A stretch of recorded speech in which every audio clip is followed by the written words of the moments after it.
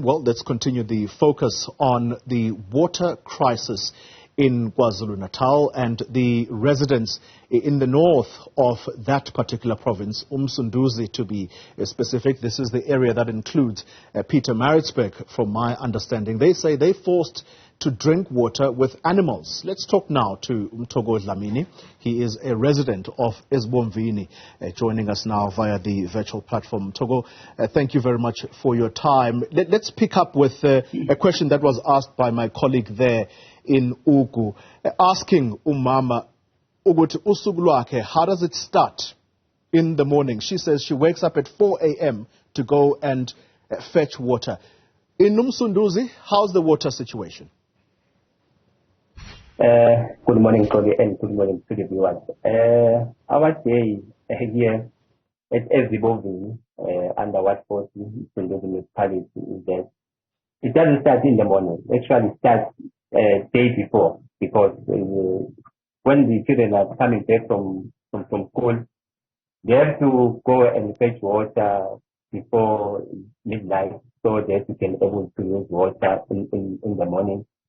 So in the morning, that's where our grannies and our mothers, they have to go and fetch some water again, so that they can able to keep up to date. So we have a problem, a huge problem here in our area, lack of water accessibility. But the issue that is making us very angry about is that we are having places that are near to us that have water. They have the same places that we are sharing the same reservoir. They get water sometimes 3 times a week. And for us, we have to wait for almost 2 weeks, 3 weeks. As I'm speaking with you now, the last drop of water that we get, it was on the 4th of September. Sure. Sunday, around 12 o'clock.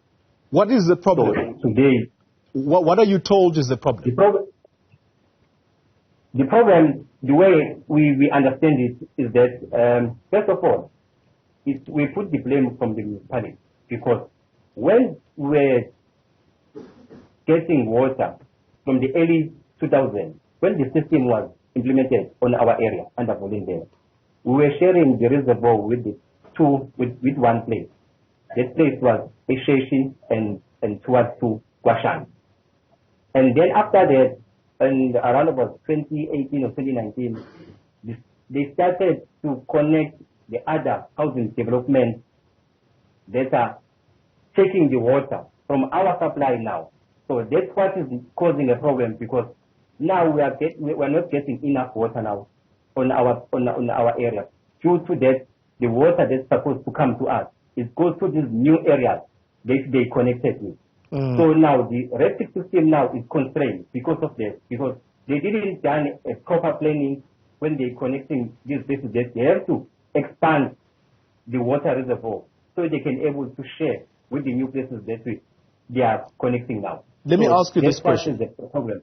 Let me ask you this question. You said that the last time you had water running through your tap was on the 4th of September.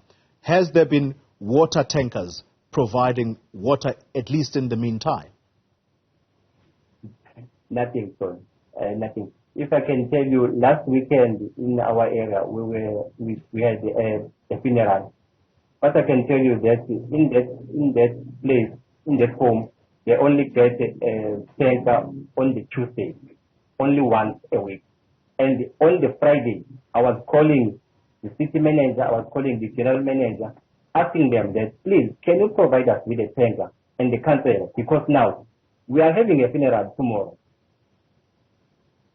But we still have no water on the tap. But now, can you at least provide the family with a tanker? But that thing is still happening. Even on Saturday morning, I sent messages to the city manager and to the general manager that, please, sir, please, can you help us? Because now we are in a different situation now, because we are starting the funeral, but there's still nothing on the tap, nothing on the containers, right here on the cement.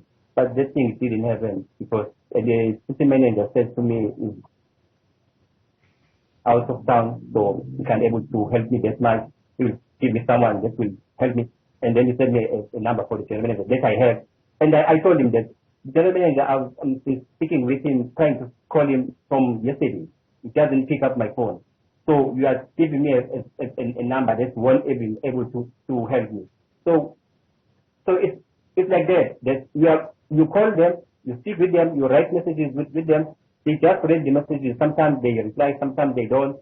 So it's a very frustrating thing, this situation that we are in. And sometimes you can even feel that why they don't just take all these steps, and then we know that we are drinking the water from the springs and from the stream, because that's what is happening now. Mthoko Dlamini, I'm sorry about your experience, and hopefully these kinds of conversations on national television is going to at least spark some interest in those who are supposed to help out with this situation. It is unacceptable, and it talks exactly to what the Human Rights Commission has been saying. Let me thank you very much for your time, Mthoko Dlamini. He is a resident of Esbomvini, and this is the area under the Msunduzi Municipality. Talks to the Batubili principle. You've heard the responses. You get given a number, but that number simply does not work.